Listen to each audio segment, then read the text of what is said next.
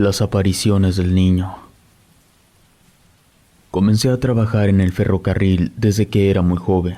En un principio me quedaba en la estación a asear los vagones, estar en la plataforma o cualquier actividad que tuviese que ver con la limpieza y el orden de los vagones, así como orientar a los pasajeros cuál era el tren que iba a partir y el número de asiento. Después de un tiempo de realizar estas actividades, comencé a salir de viaje. Recuerdo la primera vez que viajé fue a la Ciudad de México.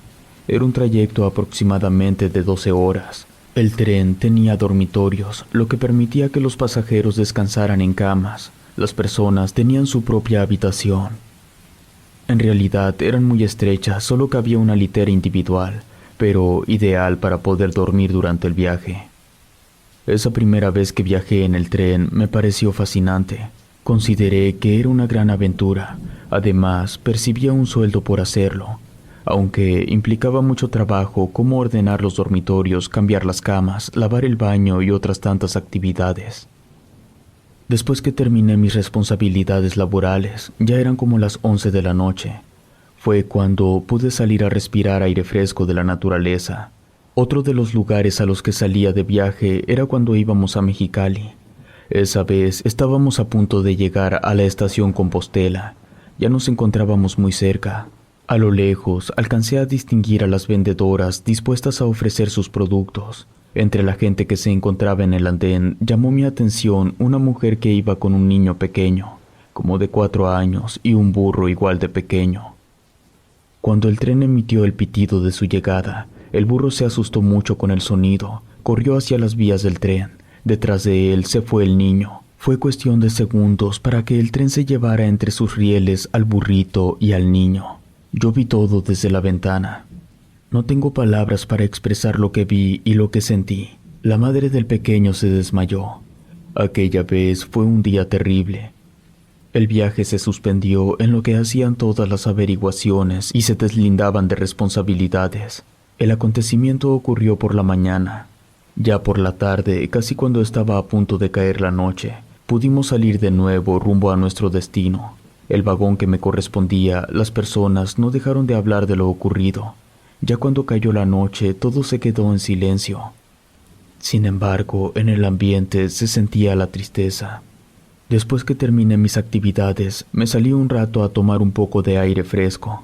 Me fui a la parte de atrás del tren. El cielo anunciaba una fuerte tormenta. Se iluminaba con relámpagos.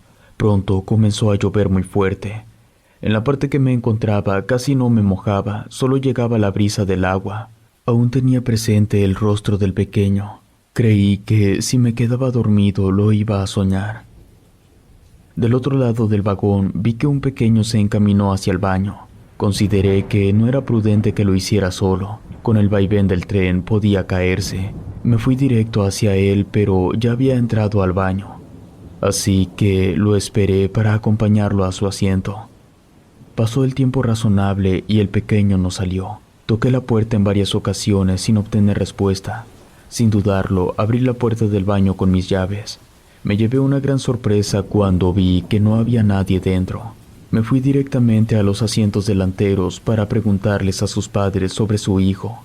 Eran 2 adultos mayores que me dijeron que ellos iban solos, no llevaban a ningún pequeño con ellos. En los asientos siguientes también pregunté, pero ellos me afirmaron que, al menos de ese lado, no llevaban niños.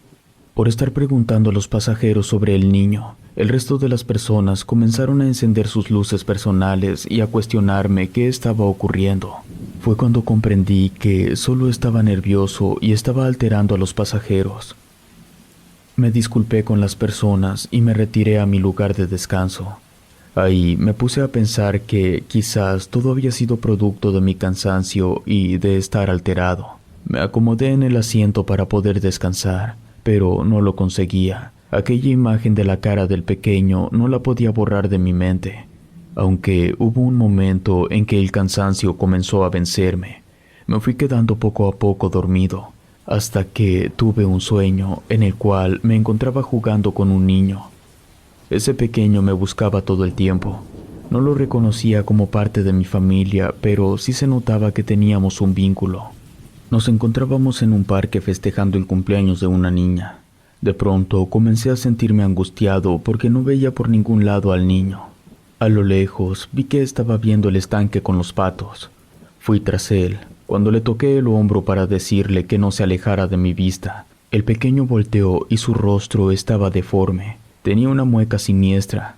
El pequeño me dijo que no me preocupara por él, que nunca se separaría de mí.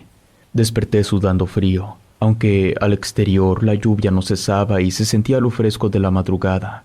Me quedé por un instante tratando de comprender lo que había soñado. Mi asiento se encontraba hasta la parte de atrás del vagón. En realidad eran 2 asientos para mí solo. De repente comencé a escuchar que alguien me hablaba. Era un murmullo muy bajo. Solo alcanzaba a distinguir una voz apagada. Me asomé en el pasillo del vagón, pero no había nadie. Al parecer, todos los pasajeros se encontraban dormidos.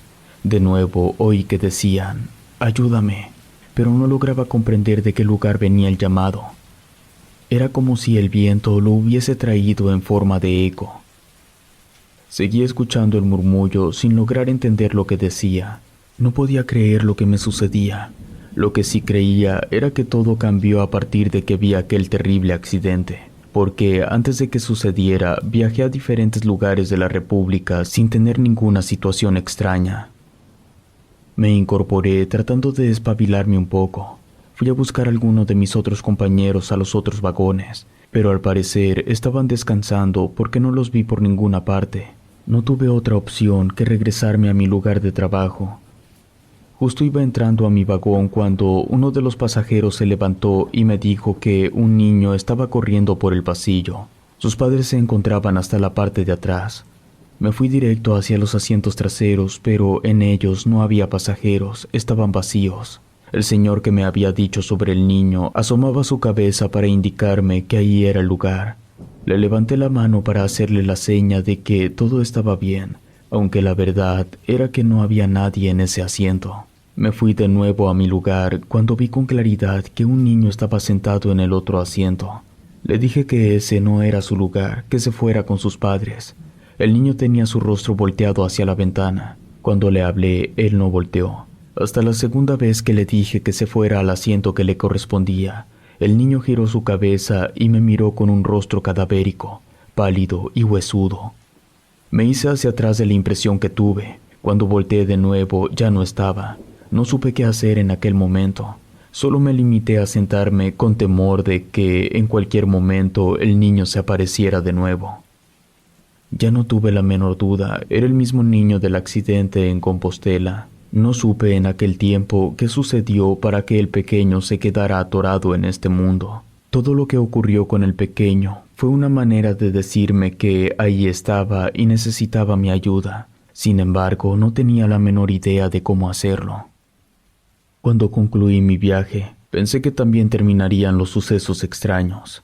Limpié todo el vagón, estaba revisando que no hubiese quedado algún objeto personal de los pasajeros y que todo el lugar quedase en orden. Estaba recogiendo mi maleta cuando escuché que alguien se bajaba por la parte de atrás. Esta vez ya no quise ir a ver quién andaba ahí. Casi tenía la certeza de que era el pequeño. Agarré mis pertenencias, me fui directo con el conductor. Le dije las condiciones del vagón y me retiré. En el almacén se encontraban varios de mis compañeros reunidos. Me hicieron una señal para que me quedara con ellos a tomar unas cervezas. Me sentía abrumado para quedarme. Les hice una señal de que no lo haría. Uno de mis compañeros se levantó y fue conmigo. Me dijo que ya todos estaban enterados de lo que había ocurrido en Compostela. Le respondí que sí. A mí me había tocado ver la forma en que ese pequeño murió. Sin decir más, mi compañero Joel me tomó del brazo y me llevó hacia donde se encontraban los demás. Él me dijo que era una razón de más para que me tomara una cerveza. Ya no puse pretextos. Me senté en un pedazo de tronco de un árbol que servía como asiento. Mis compañeros me pidieron que les contara lo ocurrido. Querían la versión de primera mano de lo que había visto. Solo les conté generalidades del accidente sin entrar en detalles, porque ya no quería hablar de ese asunto. Aún no concluía la conversación cuando comenzamos a escuchar el llanto de un niño. Me levanté de manera abrupta, volteando hacia todos lados. Mis compañeros se echaron a reír. Solo Joel me dijo que me tranquilizara. Me preguntó qué me sucedía. Ya no quise quedarme por más tiempo en la estación. Agarré mi maleta y me fui sin decir nada. Joel se fue detrás de mí, me acompañó hasta mi casa. Ya cuando llegamos lo invité a pasar, necesitaba hablar con alguien. En cuanto abrí la puerta de mi casa, escuché como si alguien subiera las escaleras, ya que mi casa estaba en la parte alta. Abajo de ella había una tortillería. Le pregunté a mi amigo si él también había escuchado eso. Él asintió. Me dijo que quizás alguien me quería dar una sorpresa. Le dije que eso no era posible, solo yo tenía la llave de la casa. Ingresamos con cautela. Joel venía detrás de mí. En la parte superior se encontraba el apagador.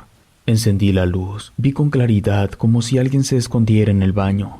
Le hice una señal a Joel, ambos caminamos despacio.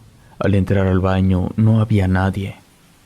Buscamos en toda la casa sin conseguir nada. Ya cansados, nos sentamos en el mueble de la sala. Ya no tuve problema en contarle a Joel lo que me había ocurrido durante el viaje. Él me dijo que suponía que no me encontraba bien, pero nunca creyó que era porque algo me hubiese seguido. Aún estábamos conversando cuando escuchamos más ruidos en mi habitación. Le dije a Joel que jamás creí que el pequeño me iba a seguir hasta mi casa. Pensé que él se iba a quedar en la estación del ferrocarril en Compostela. Contrario a lo que esperaba, Joel resultó ser de gran ayuda. Comenzó a decirme que a su padre, que era taxista, también le pasó lo mismo. Él trabajaba de madrugada, conducía por todas partes de la ciudad. En una ocasión le sucedió que subió a una mujer que estaba muy enferma. Su estado de salud era sumamente grave, por lo que no alcanzó a llegar al hospital. Ella murió en el taxi. Cuando llegó al seguro, no se la quisieron recibir porque estaba muerta. A partir de ese día, la mujer comenzó a aparecerse en el taxi. Hubo una ocasión en que estuvo a punto de morir en un accidente por la impresión que le dio verla a través del espejo retrovisor. Joel aún no terminaba de contarme lo acontecido cuando escuchamos los gritos de un pequeño. Ambos nos levantamos y nos fuimos a mi habitación. Ahí estaba la silueta de un pequeño. No se alcanzaba a ver del todo. Se le veía como transparente, solo que su reflejo sí lo pudimos ver de forma clara en el espejo. Era el mismo que atropelló el tren. Aún conservaba su camisa a rayas, solo que detrás de él había una sombra oscura, siniestra. El pequeño, en cuanto nos vio, comenzó a llorar. Se notaba que quería decirnos algo, pero la sombra le cubría la boca para que no lo hiciera. Joel y yo no pudimos con eso. Cerramos la puerta de la habitación. Incluso nos salimos de la casa, aunque ya eran más de las 12 de la noche. Nos dio más miedo estar al interior de mi casa. Le comenté a Joel que creí que solo era el pequeño el que me había seguido, pero al parecer algo siniestro lo acompañaba. Le dije a mi amigo que así no podría estar dentro de mi casa. Joel, al verme desesperado, me dijo que por esa noche podría dormir en su casa. Al día siguiente veríamos qué se podría hacer al respecto.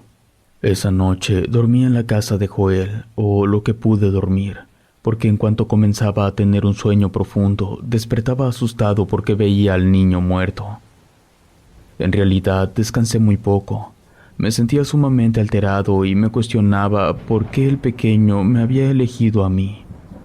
Me encontraba en este pensamiento cuando entró Joel. Él me dijo que iríamos con el mismo hombre que ayudó a su padre. Él le quitó el espíritu de la mujer que lo seguía, así que sin pensarlo fuimos al otro lado de la ciudad en búsqueda de esa persona. El señor era de edad avanzada, se ayudaba con un bastón para tener más movilidad.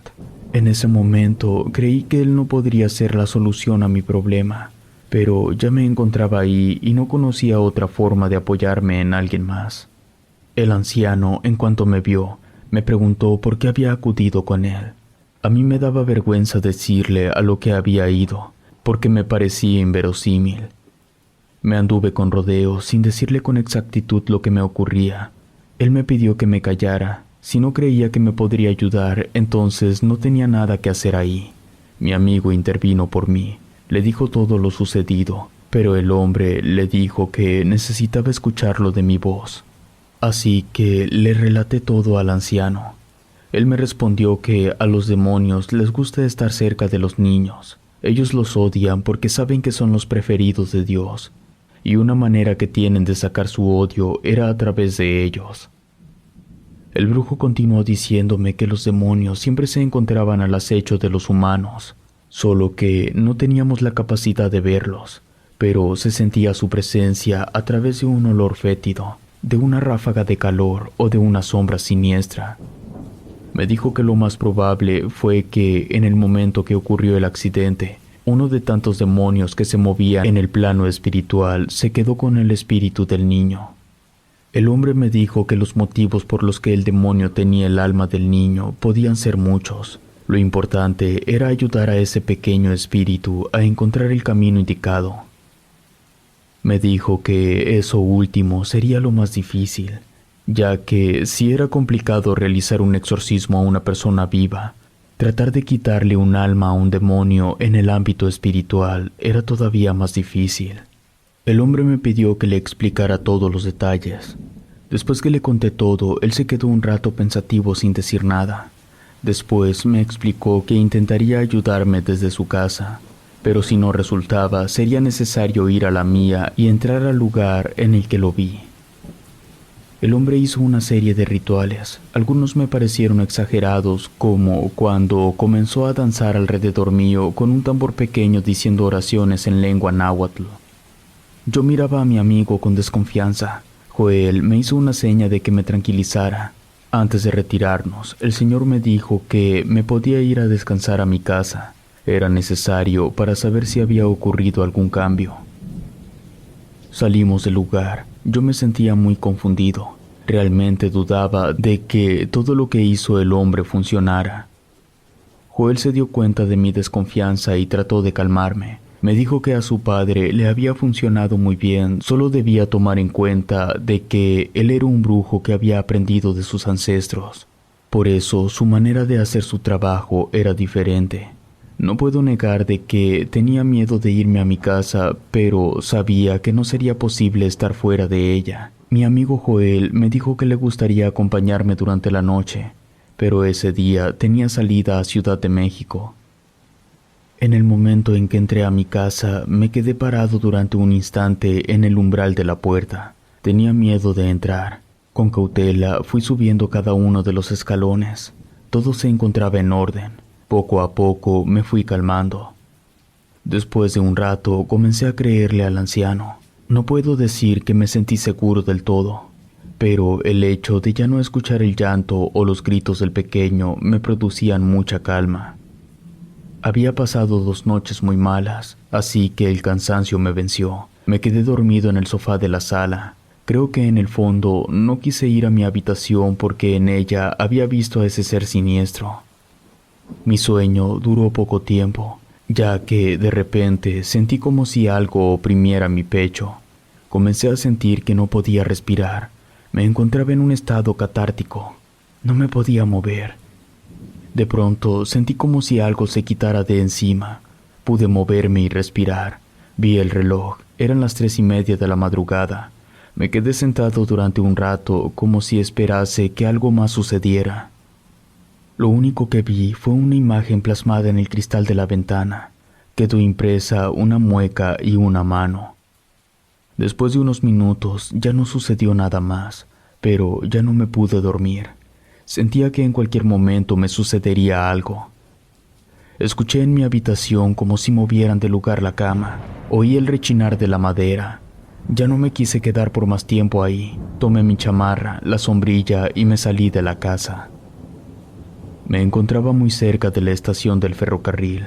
Sabía que en el almacén siempre había compañeros trabajando, así que sin dudarlo me fui a ese lugar. En cuanto amaneció, me fui directo con el hombre que me había hecho el ritual. De alguna manera creí que sí me había protegido, porque sentí que el demonio trató de estar cerca de mí, de dañarme, pero hubo algo que no se lo permitió. Así que llegué muy temprano a la casa del anciano. En el momento en que llegué a su casa, me detuve frente a la puerta. Me di cuenta que era muy temprano, apenas comenzaba a amanecer, pero escuché una voz al interior de la casa que me dijo que pasara. El anciano ya me estaba esperando. Me dijo que me acompañaría a mi casa. Al llegar a la casa encontré un desorden, como si hubiese pasado un remolino. El hombre comenzó a sacar los objetos necesarios para realizar el ritual. Lo hizo durante más de una hora. Después me dijo que de ser posible me mantuviera fuera de la casa por una semana. Así los espíritus se acomodarían en cada uno de sus planos. Me fui a la estación, hablé con el conductor y le dije que necesitaba salir de viaje. Él me dijo que justo le hacía falta un trabajador. Andrés sí se había presentado a trabajar, pero no pasó la revisión médica. Salió con la presión alta, así que me preparé para irme a Mexicali. Cuando el tren llevaba un poco de camino recorrido, después de realizar mis actividades, me salí a tomar un poco de aire fresco, con la idea de que a mi regreso todo estaría bien. Por lo oscuro de la noche no se alcanzaba a distinguir la vegetación, pero sí se percibían sus aromas. Me quedé durante más de una hora en ese lugar. Ya eran casi las 12 de la noche, cuando alcancé a distinguir un sonido extraño. Aunque el sonido de los rieles era fuerte y la lluvia no me permitía ver con claridad, puedo asegurarles que vi que algo se movía entre la vegetación. El ruido era tenebroso. Era como si fuese el último intento del demonio de acercarse a mí. No sé explicar qué fue. Lo cierto es que después de que me ocurrió eso, me metí al vagón. Todo se quedó en silencio. Solo continué escuchando el ruido de los rieles. Después de la semana que estuve ausente por el viaje a Mexicali, cuando regresé a mi casa solo había quedado un olor extraño. No era humedad, era algo que no pude definir. Abrí las ventanas para que ese olor se diluyera. A partir de ese momento ya no volví a ver al pequeño. Desconozco qué pasó con su espíritu. Solo espero que su alma se encuentre en paz. Cada vez que pasaba por la estación de Compostela, me bajaba del tren para colocar en un pequeño rincón del andén una veladora encendida, junto con un obsequio, esperando que ese pequeño se encuentre descansando.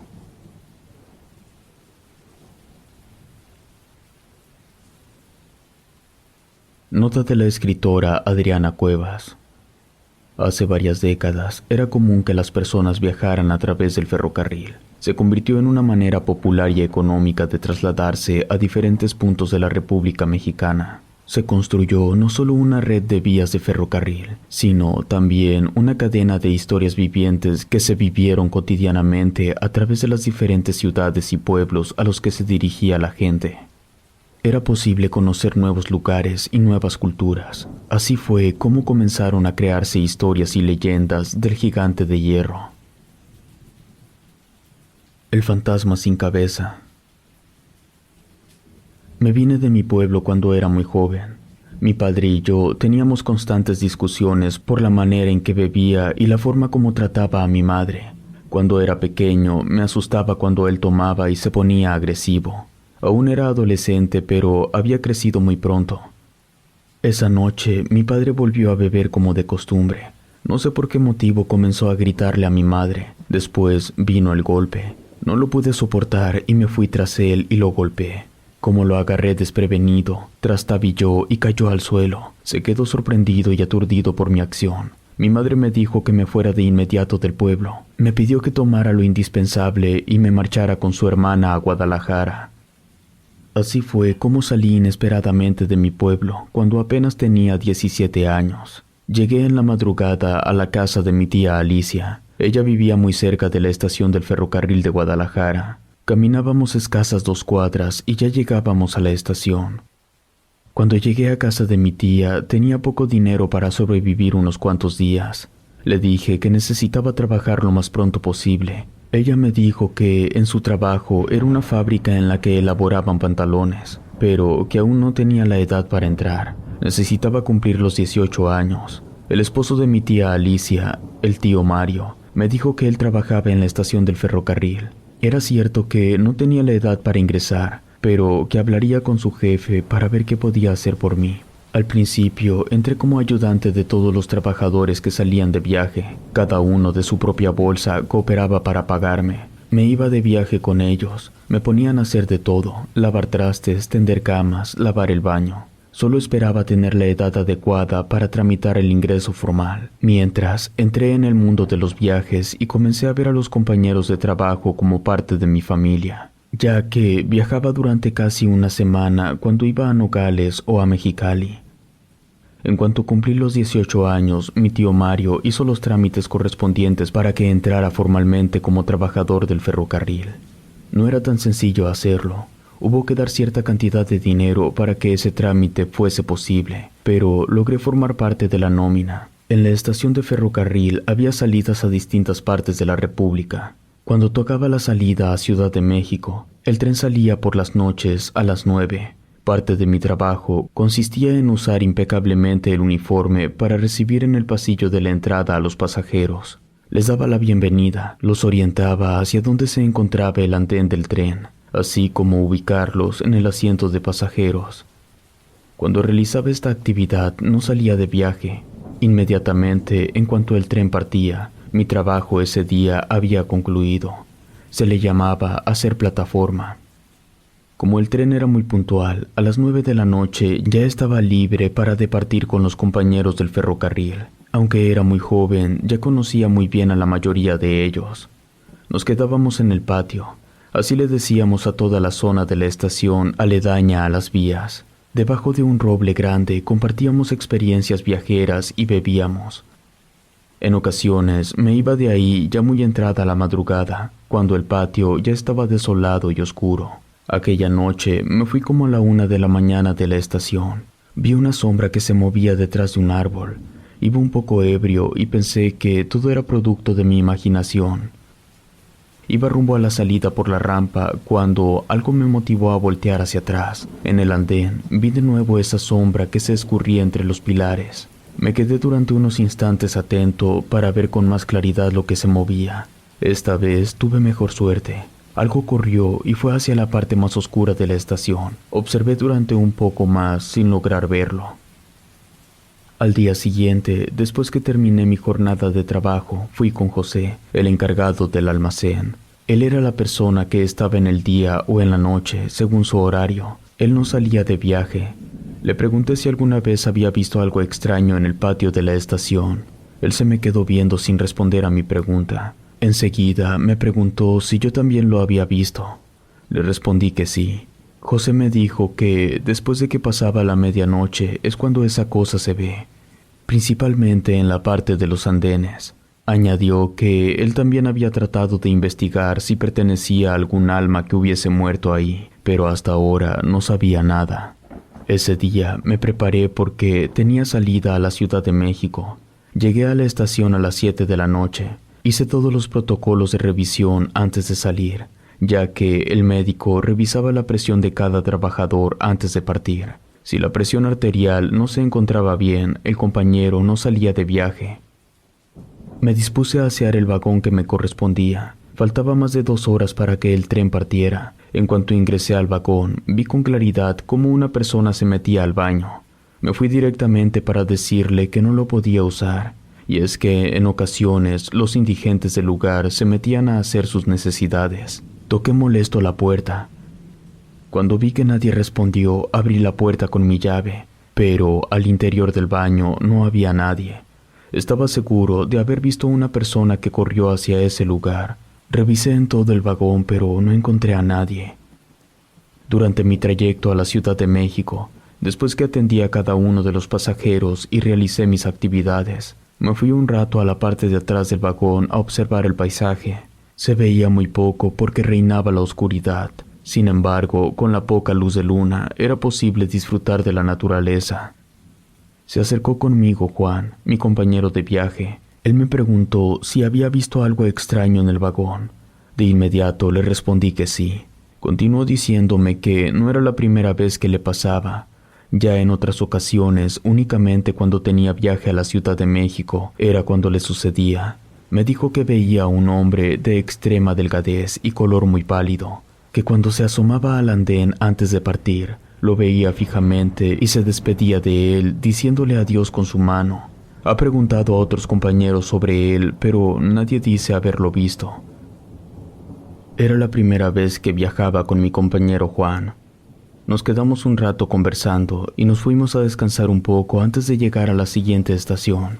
Me acomodé en el asiento de atrás. Era el que siempre nos asignaban para viajar. El frío comenzaba a calar hasta los huesos, así que me tapé por completo con mi cobija. Me fui quedando dormido hasta que hubo un momento en que escuché que alguien pronunciaba mi nombre. Desperté abruptamente. Me quedé por un instante atento, tratando de comprender lo sucedido. Creí que uno de los pasajeros había solicitado mi servicio. Me levanté y caminé por el pasillo buscando a esta persona, pero casi todos los pasajeros permanecían dormidos, a excepción de uno que otro. Me regresé a mi asiento. Esta vez ya no me dormí. Estuve alerta a cualquier ruido. De pronto escuché con claridad que alguien pronunciaba mi nombre de nuevo. Ya no tuve la menor duda que alguien me hablaba. Después de lo ocurrido, no volví a escuchar nada. El tren emitió el clásico pitido de que nos encontrábamos a punto de llegar a los poblados. Aunque era de noche, los vendedores no faltaban en el andén, ofreciendo los servicios de comida y bebida. Aunque el tren tenía servicio de comedor, a cierta hora se cerraba el servicio de restaurante y no se podía adquirir alimentos, así que los pasajeros aprovechaban para bajar un momento y consumir algo. Me acerqué con una de las vendedoras para comprarme un chocolate caliente. Le estaba pagando cuando vi una sombra que caminaba a través de la vía. Iba en sentido contrario del rumbo que tenía el tren. Ni siquiera esperé el cambio. Me encaminé hacia esa parte de la vía, pero cuando llegué al lugar, la sombra había desaparecido. El viaje de regreso estuvo sin contratiempos. Llegamos a Guadalajara por la noche. Era necesario esperar a que todos los pasajeros se fueran. Así era como podía limpiar todo el vagón, y la limpieza del baño la dejaba al final. Era el lugar que menos me gustaba asear. Mientras lo lavaba, me cerraron la puerta por fuera. Intenté abrirla sin conseguirlo. Grité muy fuerte hasta que llegó Juan a abrirla. Le dije que no me había gustado que me encerrara en el baño. Él se mostró extrañado. Me dijo que él solo había entrado al vagón para que nos fuéramos juntos. Me quería invitar una cerveza y fue en el momento en que me escuchó gritar. Le comenté a Juan que no tenía la menor idea de quién pudo haberme hecho eso. Por fortuna, él pasó por ahí. Si no, me hubiese quedado toda la noche en ese lugar. Nos fuimos juntos mi compañero y yo. Primero nos encaminamos a firmar nuestra llegada. Mientras cruzábamos las vías, pude ver de nuevo a esa sombra que se movía con rapidez. Le dije a Juan, él también me dio una palmada en el hombro y me apuntó hacia la misma dirección. Ya no tuve la menor duda de lo ocurrido. Les mentiría si les dijera que no nos dio miedo. Y es que ya eran casi las 11 de la noche. La estación se encontraba vacía y oscura, y con el frío que hacía se alcanzaba a ver como una ligera niebla. Solo al fondo, en el almacén, se escuchaba la música de Pedro Infante que Félix tenía en la radio. Lo que sea que estaba en la estación se detuvo. Lo supe porque dejé de oír el ruido de los pies al pisar las piedras sueltas. Nos quedamos parados sin saber cómo reaccionar, pero notamos que la sombra comenzó a moverse hacia el lugar que nos encontrábamos. Juan y yo no nos quedamos a averiguar qué sucedía. Corrimos hacia el almacén. Ahí nos metimos con Félix. Cuando él nos vio, nos dijo de broma si habíamos visto al diablo. Le respondimos que quizás sí. Félix cambió su sonrisa al vernos tan asustados. Nos dijo que tuviéramos mucho cuidado. Él llevaba varios años trabajando en el turno de noche y había visto de todo, pero que prefería callarse para que no se fueran a burlar de él. Nos sentamos al lado de Félix. Cuando vio nuestro interés, comenzó a decirnos que hace varios años conoció a otro compañero de trabajo. Al igual que nosotros, él también salía de viaje. Nos dijo su nombre y sus características físicas. Se llamaba Rogelio. Le dije que yo no lo conocí. Juan trató de recordarlo. Dijo que quizás a él sí le había tocado salir en algún viaje con Rogelio. Félix continuó diciendo que él había llegado a ser conductor de ferrocarril, y no precisamente porque manejara el tren, sino porque así se les decía a los que alcanzaban un rango más alto en el escalafón del ferrocarril. Él se encargaba de supervisar a los empleados como Juan y yo de que cumpliéramos con el horario y con el trabajo correspondiente. De cierta manera, él era responsable de que todo saliera bien durante un viaje. Félix nos dijo que Rogelio siempre fue una persona responsable y atenta a su trabajo. El uniforme lo usaba de manera impecable, hasta que en una ocasión tuvo una situación familiar que lo llevó al borde de la locura. Félix nos dijo que no sabía con exactitud si realmente lo que lo desquició fue porque su esposa lo dejó, o quizás hubo otra razón más fuerte. Eso no lo supo con certeza. El asunto es que, al perder la cordura, él descuidó por completo su imagen y su trabajo. Fue necesario darlo de baja. Cuando eso ocurrió, el sindicato trató de hacer algo por él, pero Félix no supo lo que lograron solucionar. A los pocos días se le comenzó a ver en la estación como un indigente. Cada día llegaba a la misma hora, a las 7 de la mañana, como si en su mente aún quedase un poco de conciencia respecto a su trabajo, porque esa era su hora de entrada. Caminaba de un lado hacia el otro por las vías del tren. Cuando uno de los trenes llegaba, se ponía en el andén y se quedaba parado todo el tiempo en el que los pasajeros subían o bajaban. Era una manera de creer que aún continuaba trabajando. Mi compañero Félix continuó diciendo que todos se acostumbraron a verlo cotidianamente. No sabía a dónde se iba por las noches porque Félix trabajaba de noche y no lo veía. Una mañana muy temprano, uno de los trabajadores que realizaba su labor en uno de los vagones se encontró con la escalofriante escena. Había un cadáver a un lado del vagón, pero solo estaba su cuerpo. No tenía cabeza. Las autoridades llegaron y le hicieron los análisis pertinentes. Fue cuando se supo que se trataba de Rogelio. Buscaron minuciosamente por toda la estación su cabeza sin lograr encontrarla. Con el paso de los días, alguien reportó que en la estación de Tequila habían encontrado una cabeza. Era la de Rogelio. Por más indicaciones que se hicieron, no fue posible determinar cómo sucedieron los hechos, por qué su cabeza había aparecido tan lejos y cuál había sido el motivo del asesinato. Félix nos dijo que la primera vez que él comenzó a ver los hechos extraños en el patio de la estación fue una noche que había llegado mercancía. Se encontraba junto con otro compañero descargando los insumos. Habían pasado solo 2 días de aquel encuentro triste del cadáver. Él vio una sombra que se movía entre la oscuridad. Esa ocasión eran después de las 11 de la noche. Félix detuvo un poco su relato. Se le notaba que aún le afectaba. Yo no lo sabía, pero Rogelio fue un gran amigo de él. Después de la pausa, prosiguió diciendo que, a partir de ese día, vio a alguien que se escurría entre la oscuridad. Nunca pudo verlo bajo la luz, por eso no supo de quién se trataba, pero casi tiene la certeza de que era él. Félix siguió diciendo que aún su espíritu vagaba en la estación. Solo se le veía por las noches. A él nunca le ha hecho nada. Sin embargo, otros compañeros dicen que cuando se encontraban con la sombra en la oscuridad, sentían como si algo en sus cuellos comenzara a asfixiarlos. Luchaban contra lo que sentían sin poder quitarse esa sensación. Mi compañero concluyó diciendo que era mejor alejarnos de esa sombra, porque a otros compañeros ya les había sucedido eso. Por fortuna, en todas las ocasiones, hubo alguien más que los pudo auxiliar. Le pregunté a Félix qué sucedió con la cabeza de Rogelio. Él me dijo que cuando la encontraron en otra estación, trataron de juntarla con su cuerpo, pero no supo explicarme cuál fue el motivo por el cual no se logró.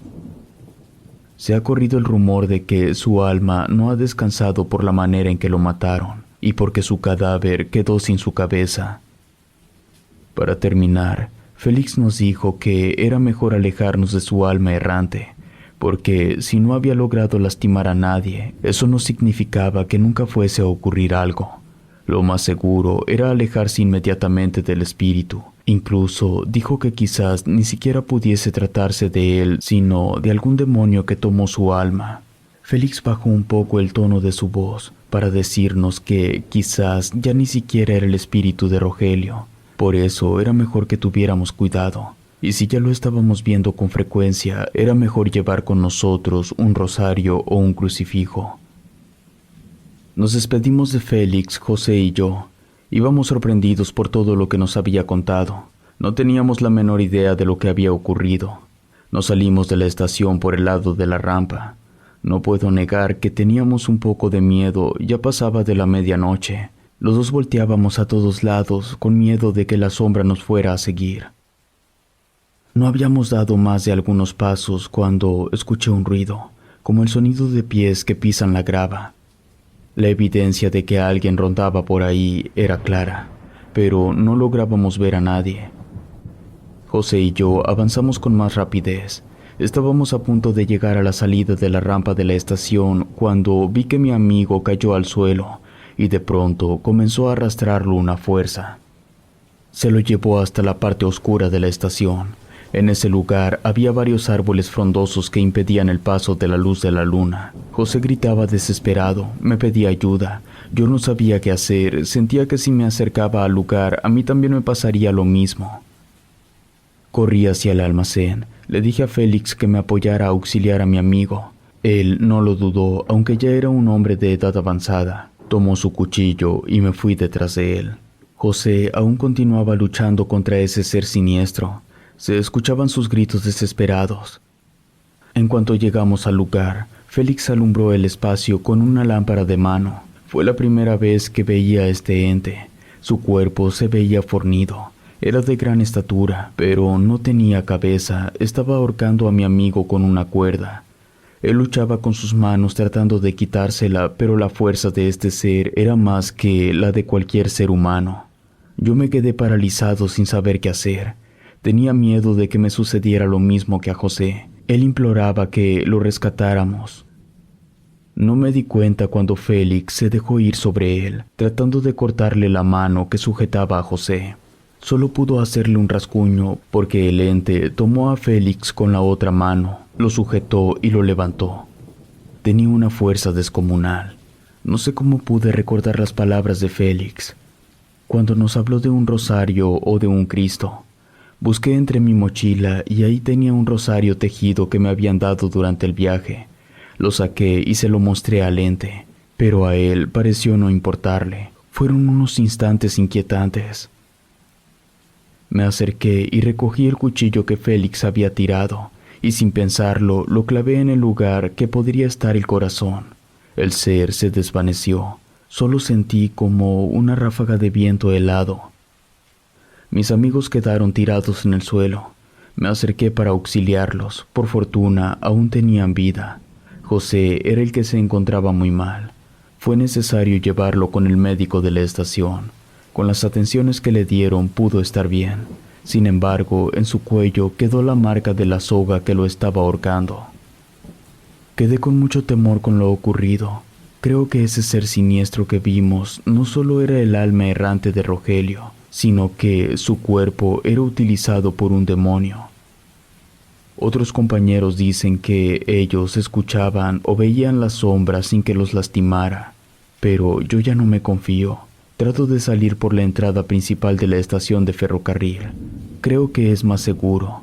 Todavía hay compañeros que dicen que ese ser ronda en el patio de la estación, entre los vagones y entre las vías del tren.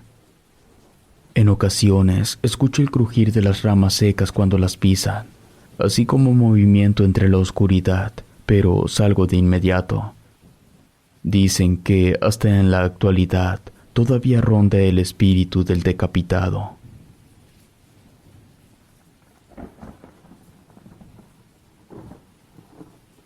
Una bruja me persigue. Mi nombre es Ana. Hace tiempo, cuando aún funcionaba el tren de pasajeros, me pasó una situación sumamente extraña. En aquella época era muy joven, pero habíamos empezado mi madre y yo un negocio de ropa nueva y usada. Les comparto que en ese tiempo la globalización no existía, por lo que todas las cosas que provenían del país vecino, Estados Unidos, eran muy solicitadas. No resultaba tan fácil tener un artículo extranjero, así que íbamos mi mamá y yo a surtirnos a Mexicali. Íbamos con cierta frecuencia a surtirnos. Conforme fuimos conociendo del negocio, pudimos relacionarnos con gente que nos llegó a ayudar a ingresar al otro país, ya que los habitantes de esa ciudad conocían la manera de ingresar sin papeles. En varias ocasiones lo hicimos y, como estaba muy cerca Caléxico, era muy sencillo llegar caminando. Esa era la manera en que obtuvimos ingresos mi madre y yo. Y como en el ferrocarril no era como en el aeropuerto, podíamos subir con muchos bultos sin que nos cobraran tarifa extra. Así que en aquel momento fue un buen negocio el que teníamos.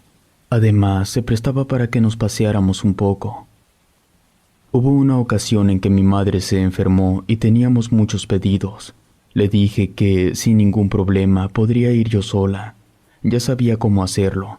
Además, ya habíamos hecho amistad con algunas personas de aquel lugar. Mi mamá me dijo que le preocupaba mucho que viajara sola, que me esperara un poco más para que ella me pudiese acompañar. No sucedió así. Fue necesario irme sin ella. Recuerdo que ese día me preparé con todo lo indispensable para viajar, ya que al día siguiente salía el tren a las 9 de la mañana. A mi mamá no le quedó otra opción que aceptar que me fuera.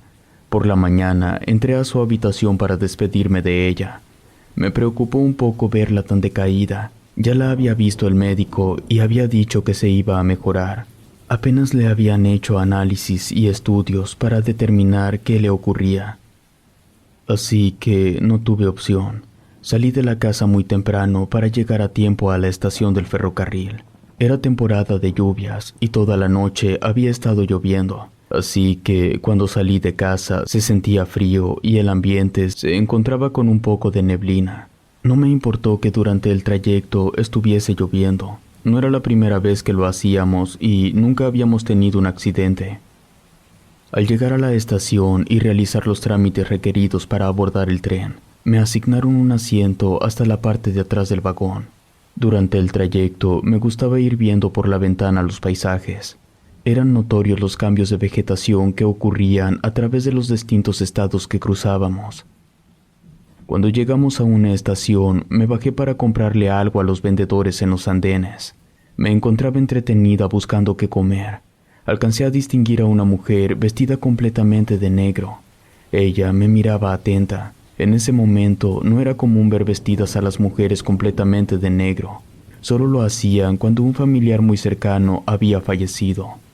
Creí que tal vez acababa de perder a su esposo. En cuanto compré algo para comer, me subí de inmediato al tren. Cuando me acomodé en mi asiento, vi a la mujer de negro que también subía. Ella ingresó por el pasillo y se sentó en un asiento delante de mí. Se escuchó la voz del portero que anunciaba la salida de nuevo. Durante el trayecto vi cómo se fue ocultando el sol, hasta que la noche cubrió por completo las vías del ferrocarril. En ese momento comenzó a caer una fuerte lluvia. Se confundía el sonido de los rieles con lo fuerte de la tormenta. En el cielo se veía iluminar repentinamente por los relámpagos. Lo intenso de la lluvia me generaba un poco de miedo. Creía que en cualquier momento el tren se pudiese descarrilar. De pronto me di cuenta que el tren disminuía poco a poco su velocidad. Me acerqué con el portero para preguntarle qué estaba sucediendo. Él me respondió que todo era por precaución. Pronto llegaríamos a un puente que era atravesado por un río y no sabían en qué condiciones se encontraba, ya que estaba lloviendo muy fuerte. Me calmé un poco con lo que me dijo. Me fui de nuevo a mi asiento. Antes de llegar, pude ver con dificultad a través del cristal de la ventana a un animal que corría al lado de las vías. No pude distinguir más. Fue en un momento en que hubo un destello de relámpago. Después todo quedó en completa oscuridad. Le dije a la señora que estaba cercana a mí si había visto ese enorme animal que iba corriendo entre la vegetación. Ella lo negó. Dijo que no había visto nada en absoluto. De hecho, me dijo que era prácticamente imposible ver algo a través de tanta oscuridad. Al sentarme, me quedé atenta viendo hacia afuera del tren. No sé decirlo con certeza, pero pude ver de nuevo algo que se movía entre la vegetación. Sin pensarlo, toqué el hombro de la mujer de adelante, la que estaba vestida de negro. Le dije que viera hacia afuera. Ella se negó. Me respondió que no podía ver nada. Me quedé sentada viendo todo el tiempo hacia afuera. Ya me había hecho a la idea de que todo había sido producto de mi imaginación. Cuando de repente una mano quedó plasmada en la ventana, fue cuando comprendí que no había sido mi imaginación. Ya no quise comentarle a los demás pasajeros.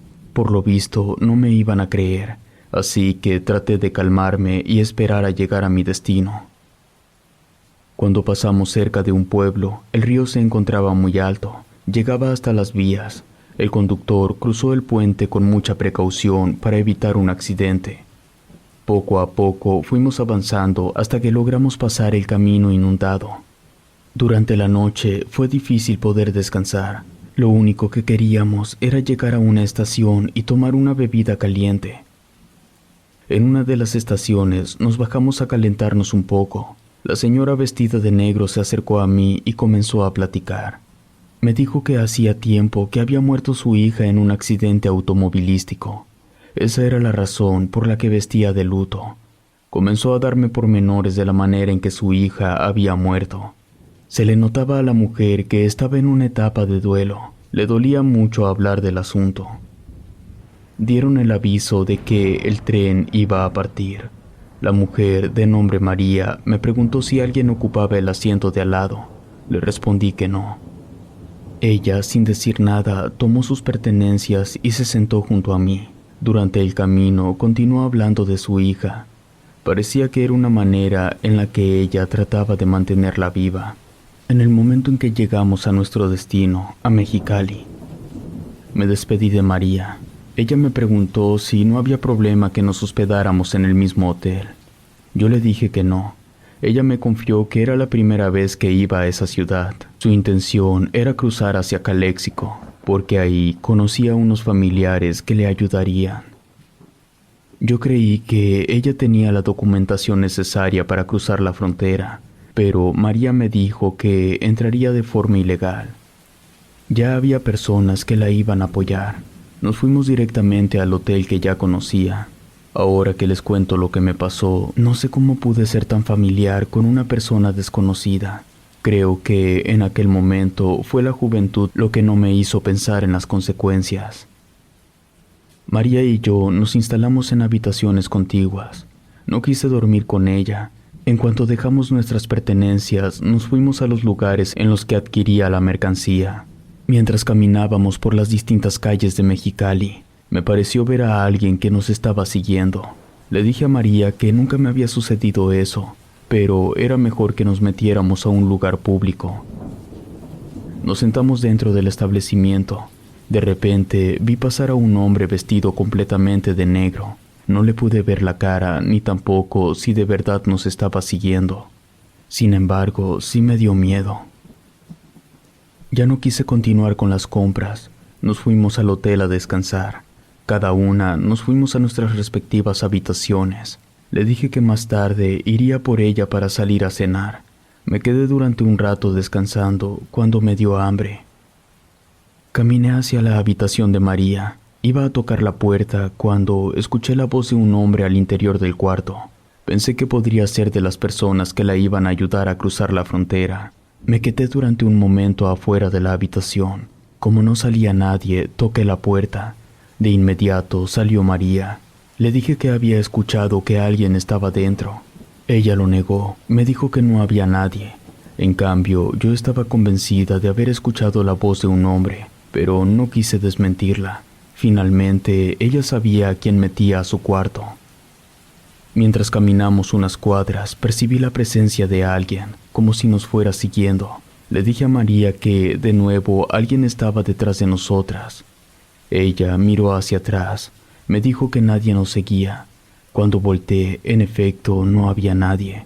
Sin embargo, comencé a sentirme como si el aire me faltara. Me detuve. Me sentía muy mal. Le dije a María que no sabía lo que me estaba sucediendo. Ella me dijo que se me había subido el muerto. Le dije que no comprendía qué era eso. María me explicó que ella sabía de energías y de esoterismo, y que todo lo que me estaba ocurriendo era un muerto que me estaba siguiendo. Poco a poco comencé a sentir que recuperaba el aliento.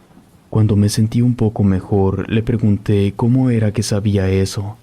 María me dijo que desde el primer momento en que me vio detrás de mí una sombra oscura que no se separaba. Me sentí muy confundida, no comprendía cómo había sucedido eso, y menos cómo ella era capaz de verla. Regresamos al hotel. A mí se me había ido el apetito. Solo compramos de regreso en una tienda un pan y leche. También unos cuantos inciensos y unas veladoras. Me fui a la habitación de María para que me hiciera una limpia. Según ella, con eso tendría para que la sombra me dejara de seguir. Ella comenzó con el ritual. Hizo una serie de oraciones. Al mismo tiempo, pasaba sus manos por todo mi cuerpo y simulaba como que sacudía la energía de mi cuerpo. Enseguida, prendió varias varitas de incienso de un mismo color. Las distribuyó por toda la habitación. También encendió varias veladoras que había comprado y las acomodó en forma de círculo. Ella continuaba con las oraciones en un lenguaje que no comprendía. Me acomodó dentro del círculo. Así estuve durante unos minutos. Luego me roció de un líquido. Quise pensar que era agua bendita, pero me di cuenta de que no era porque comencé a oler algo extraño. Cuando María terminó de hacer todo el ritual, me preguntó cómo me sentía. Le dije la verdad, me sentía igual, no experimenté ningún cambio. A María no le importó. Me dijo que más tarde me daría cuenta de que sí había servido. No comprendí la intención de sus palabras, pero tampoco quise discutirlo. Me quedé durante un rato más conversando con ella. María siempre hablaba de su hija que había muerto. Le pregunté si había tenido más hijos. Ella me respondió que solo a ella. Para la época en la que vivíamos, era poco común que las mujeres solo tuviesen un hijo. Conforme pasó el tiempo, me empecé a sentir mal. Eran como náuseas con un poco de mareo. Era extraño porque yo no era una persona que me mareaba. Me incorporé y le dije a María que me iría a descansar a mi habitación. Ella sonrió y me acompañó hasta mi cuarto. En cuanto entré, me fui directo a la cama y me quedé profundamente dormida. Un ruido muy fuerte me sacó del sueño. Me sentía aún somnolienta, así que me costaba trabajo ser consciente de lo que sucedía a mi alrededor. Por unos segundos vi dos figuras borrosas a mi lado. Poco a poco fui recobrando la lucidez. Era cierto, dentro de mi habitación se encontraba María. Al lado de ella estaba un hombre corpulento vestido de negro. Me levanté de inmediato diciéndole a María que no tenía derecho de estar dentro de la habitación.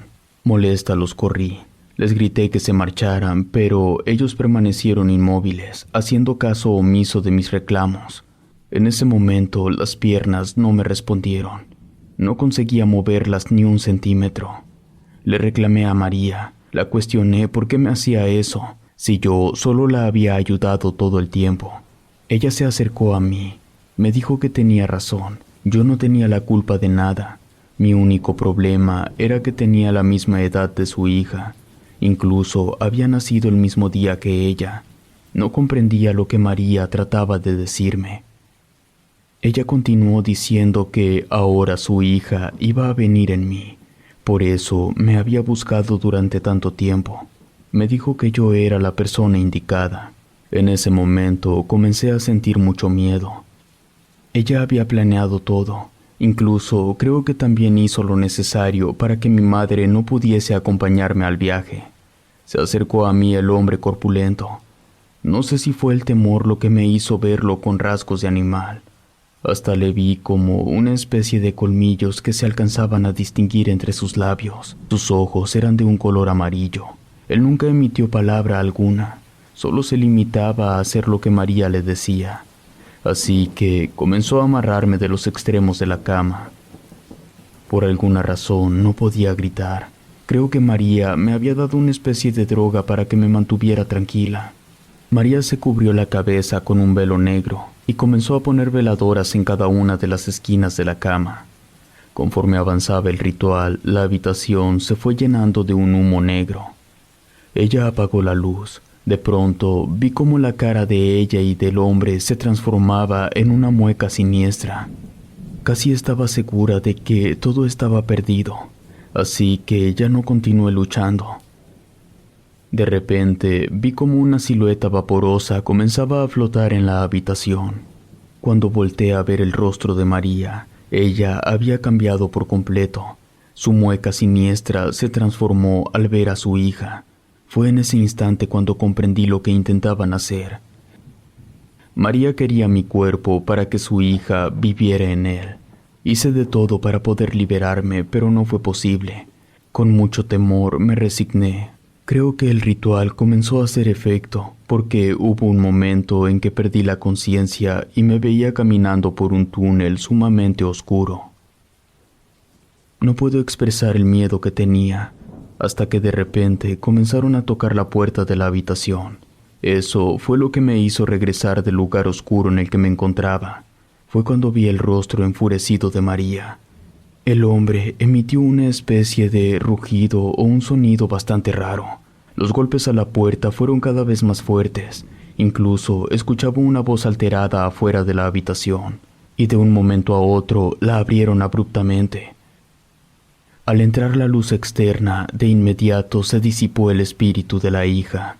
Ella trató de lastimar al hombre y a la mujer que entraron a la habitación. No tardó en llegar el personal de seguridad del hotel. Fueron los que lograron calmar la situación.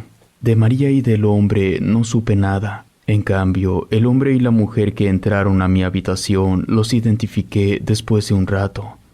Eran gente cercana a mí, ya que ellos eran mis proveedores principales de mercancía. Lo que se me hizo bastante raro fue cómo ellos supieron dónde me encontraba, y también cómo se enteraron del peligro en el que me encontraba. Ya que estuve más tranquila, comencé a platicar con ellos. Les pregunté cómo supieron lo que pasaba. La mujer me dijo que mi madre la había llamado por teléfono, porque ella sabía que me encontraba en peligro. Eso me resultó más desconcertante. ¿Cómo era posible que mi madre supiera lo que me estaba ocurriendo? La mujer dijo que a mi madre también le sucedieron cosas extrañas. Fue por lo que comenzó a dudar de mi seguridad. Me asusté pensando que mi madre no se encontraba bien. Ella me pidió que me tranquilizara. De las cosas más graves que le ocurrieron a mi mamá fue que la primera noche en la que yo me vine hacia Mexicali, ella tuvo un encuentro con un ser extraño, un ente siniestro que parecía que buscaba algo entre mis pertenencias. A mi madre no le hizo nada, pero ella se dio cuenta de que quería algo específico mío. Fue cuando mi madre se comunicó con los proveedores. No fue sencillo hacerlo, porque en ese tiempo realizar una llamada de larga distancia no era fácil. Así que demoró en hacerlo, pero finalmente ellos llegaron a tiempo. Esa noche, de manera amable, se quedaron conmigo esas dos personas. Por la mañana tenía el boleto del tren para mi regreso a Guadalajara, así que me preparé para irme de Mexicali.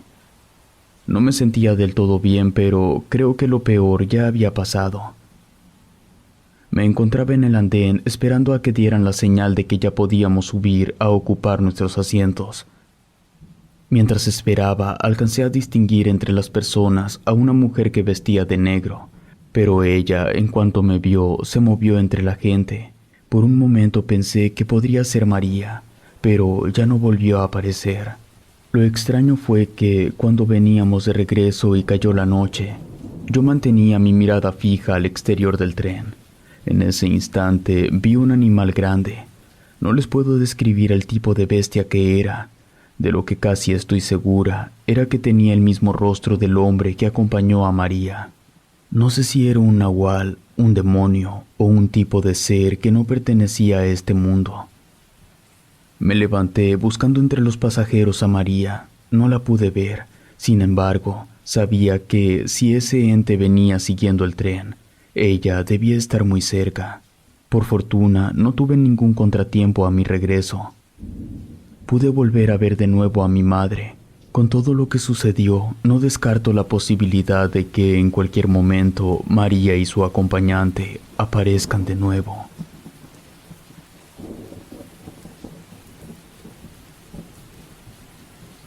Alma sin descanso. Era empleado de Ferrocarriles Nacionales de México. Comencé a trabajar en esta empresa de manera fortuita. Antes de entrar al mundo de los viajes en ferrocarril, me dedicaba a trabajar como ayudante de cocina en un comedor industrial. Mis primeros años de juventud los dejé en estos trabajos. Con el paso de los años, aspiraba a un mejor empleo que tuviese buenas prestaciones y un mejor salario. En una ocasión, mientras servía los alimentos a los trabajadores de la empresa, me encontré con mi amigo Juan. Él era ingeniero que prestaba en ocasiones sus servicios en diversas empresas, pero su empleo principal era trabajar en el ferrocarril. Él fue quien me dijo que ahí tendría la posibilidad de tener un mejor trabajo. Además, el tren también ofrecía servicio de comedor, así que podría realizar la misma labor, con la diferencia que tendría que salir de viaje. Su propuesta era lo que yo esperaba. Comenzamos con los trámites pertinentes para conseguir este empleo. No era sencillo entrar a laborar a esta empresa, pero después de cierto tiempo logré ingresar como empleado del ferrocarril. Al principio mi puesto era de los más bajos, pero con el paso del tiempo fui subiendo hasta que logré ser conductor. Yo no era quien manejaba el tren. Mi trabajo consistía en que los trabajadores responsables de cada vagón llegaran a tiempo, realizaran su chequeo médico para saber si estaban en condiciones de viajar, revisar que los vagones estuvieran limpios, que los empleados portaran correctamente su uniforme, entre otras cosas. Otra de mis responsabilidades era que durante el trayecto todo estuviese en orden, así como tomar decisiones en situaciones extraordinarias. Los primeros años que logré conseguir el puesto de conductor, los realicé sin ningún contratiempo. Por fortuna, todo salió bien, a excepción de que hubo ocasiones en que los soldados realizaban operativos de revisión para saber si el tren traía droga oculta. Cuando se hacía este tipo de acciones, se detenía el tren sin previo aviso. Los soldados se subían con perros entrenados para que olfatearan cada uno de los vagones. Como responsable del viaje, cualquier situación anormal era remitida a mí.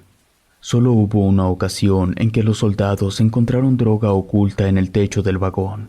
Nunca se supo quién había sido el responsable, y pude resolver esa situación de la mejor manera. Viajé durante muchos años a Mexicali, Manzanillo, Ciudad de México, Nogales. Esos fueron los destinos a los que nos dirigíamos cada vez. Los viajes largos solo eran dos, a Mexicali y Nogales. Duraba casi una semana fuera, ya que eran 2 días para llegar a uno de esos lugares. Un día para descansar y otros 2 días de regreso. Llevaba más de 5 años laborando en este puesto cuando sucedió una tragedia. Recuerdo que aquella vez el tren iba hacia Mexicali. En ese tiempo era temporal de lluvia. Desde que llegué a la estación en Guadalajara estaba lloviendo. No era fuerte, pero sí persistente. Parecía que no se iba a terminar. Salimos de la ciudad a las 9 en punto. En todo el camino no cesó la lluvia. No representó ningún problema durante el trayecto. Hubo momentos en que era una suave llovizna, en otros una precipitación muy fuerte. Cuando se hizo de noche, se convirtió en una gran tormenta que no permitía tener buena visibilidad. El tren disminuyó la velocidad durante más de 1 hora. Antes de llegar a la estación de Bamoa, había un puente. Debajo de él cruzaba un río caudaloso. Lo pasamos lentamente y sin contratiempos llegamos a la estación de Bamoa a las 11 de la noche. El tren se detuvo por unos minutos a que los pasajeros pudiesen comprar alimentos. Antes de partir, recibí una llamada telefónica en la oficina de control. Me dijeron que era necesario suspender el viaje. El tren se quedaría varado por tiempo indeterminado, ya que el tren que venía detrás de nosotros se había descarrilado en el puente. Le avisé a mis compañeros y a los pasajeros que era necesario suspender el viaje. Nos quedaríamos en ese pueblo. Les comenté a los empleados que no sabía la dimensión del siniestro, pero que una cuadrilla de protección civil estaba a punto de partir. A nadie obligué a que me acompañara a apoyar a los heridos, pero les dije que cualquier ayuda era valiosa. Casi todos mis compañeros aceptaron ir a apoyar. Cuando llegamos al lugar se escuchaban los gritos de ayuda de las personas. A otras se las había llevado la corriente del río. No tengo palabras para describirles la situación del accidente. Yo me fui directamente con una joven que se encontraba muy cerca de mí. Parecía que estaba sin vida, pero alcancé a ver que aún respiraba. La cargué para llevarla lejos del agua. No alcancé a que le dieran los primeros auxilios. Antes de llegar con los paramédicos, ella murió. Fue la noche más larga y amarga de mi vida. Hubo un momento en que el cansancio me venció. Habían acondicionado en una de las casas del poblado como lugar emergente. Cuando me sentí muy cansado, me acomodé en un tapete que estaba en el piso. Inmediatamente me quedé profundamente dormido. Tuve sueños con el accidente. En él veía el rostro de la joven que había muerto. Yo no la reconocía, pero sabía que era ella. Pero hubo un momento en que su rostro se tornó maléfico. Fue en ese instante cuando desperté sobresaltado, tratando de ubicarme. Volví a la realidad al escuchar los gritos de la gente. Ya había amanecido. Cuando terminamos las labores de rescate, no fue posible rescatar a todos. Lo más probable es que muchos de los cadáveres se los llevó el río. El apoyo fue por varios días. A todos los que íbamos en el tren nos dijeron que no sería posible continuar hasta que disminuyera la lluvia y los ríos bajaran un poco su corriente, por lo que nos quedamos estacionados en ese lugar. Por fortuna, los mismos pobladores nos apoyaban con comida y con agua. Ya en la noche nos sentamos en las piedras cerca del río y noté que del otro lado había una mujer que caminaba entre la maleza. Le dije a mi compañero si la veía. Él me dijo que no, que lo más probable era que había visto un animal silvestre. Por ese rumbo abundaban los jabalíes.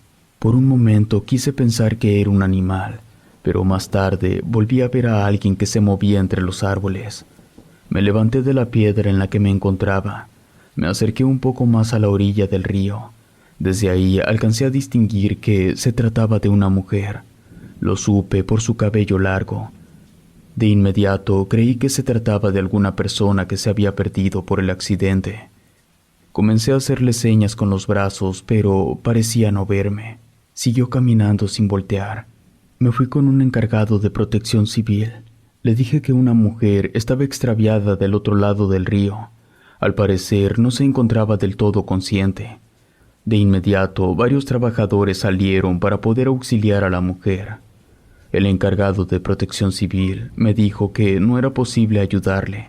Era ponerse en riesgo si se trataba de cruzar el río, que lo mejor era hablar por radio para avisar del otro lado del río para que fuesen en su ayuda. Me quedé más tranquilo. Sin embargo, no sabía si en realidad la iban a ayudar. Me quedé durante un rato más sentado observando hacia aquel lado. De repente vi que de nuevo caminaba hacia el lado contrario.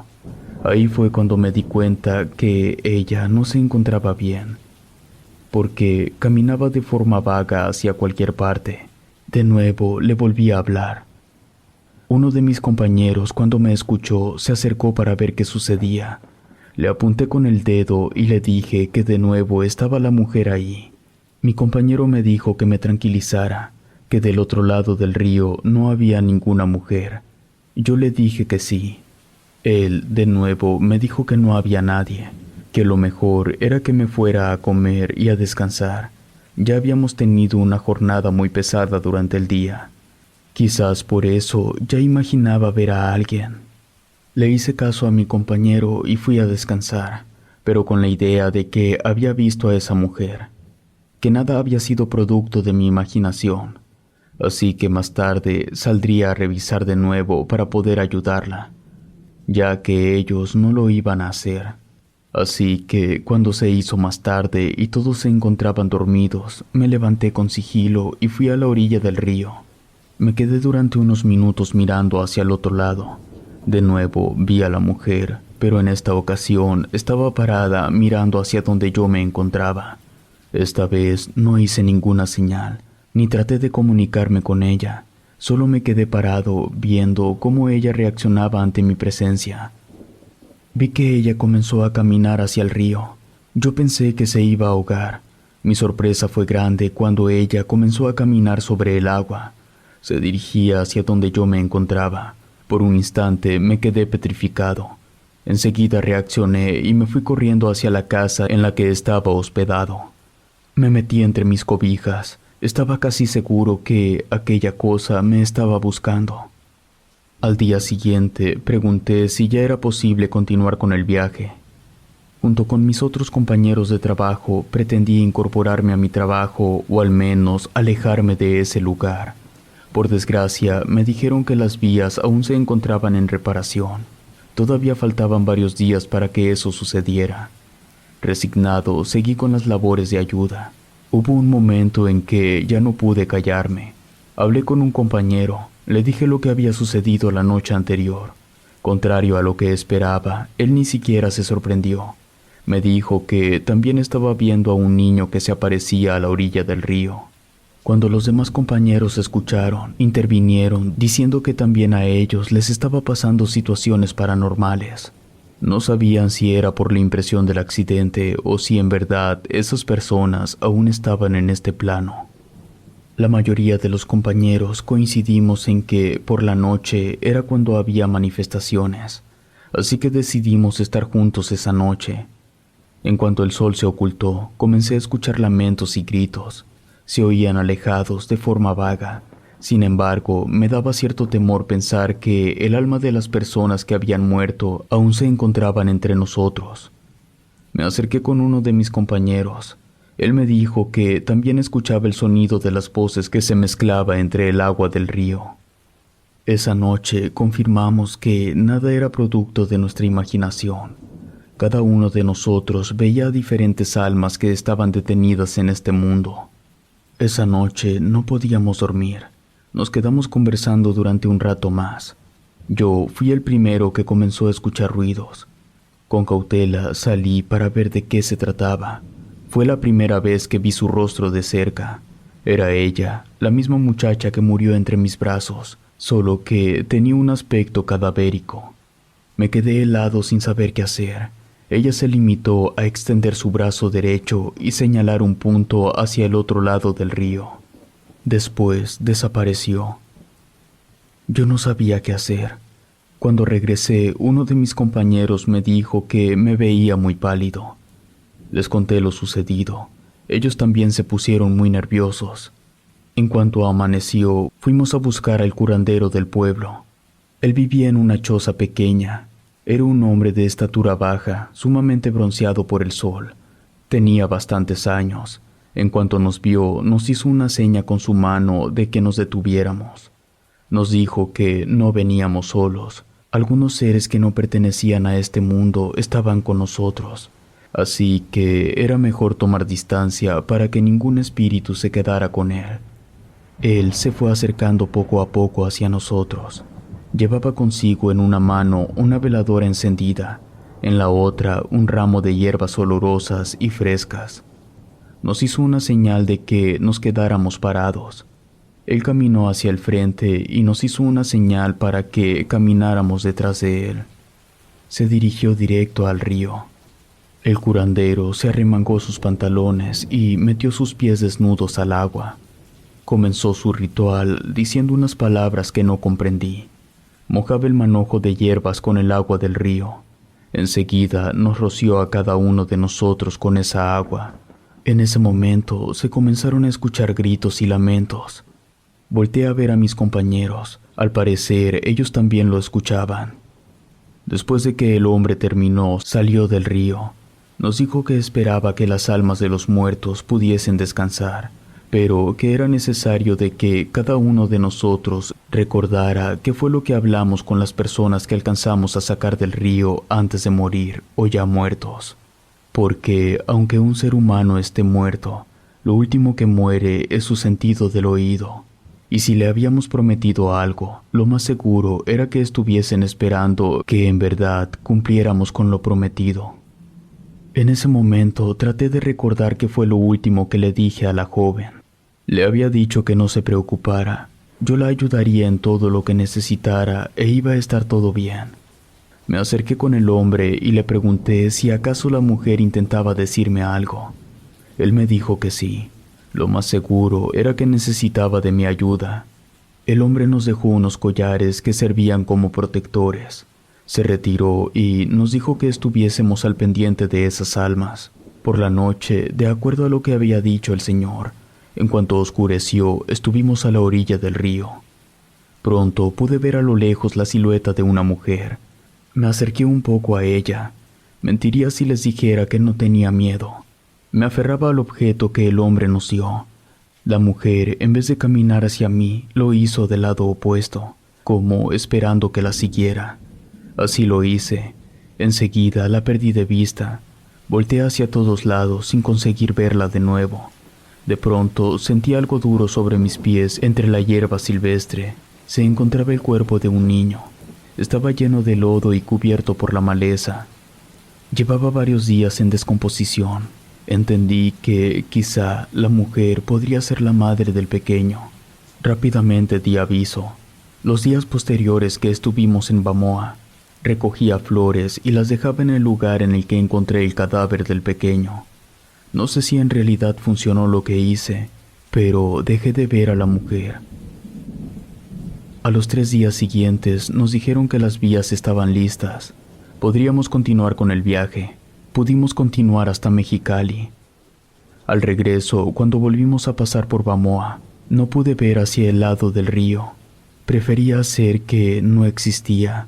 Sin embargo, los demás compañeros que han cruzado por la noche el puente del pueblo dicen que se escuchan lamentos y gritos de las personas que murieron en el accidente. Relatos escritos y adaptados por Adriana Cuevas.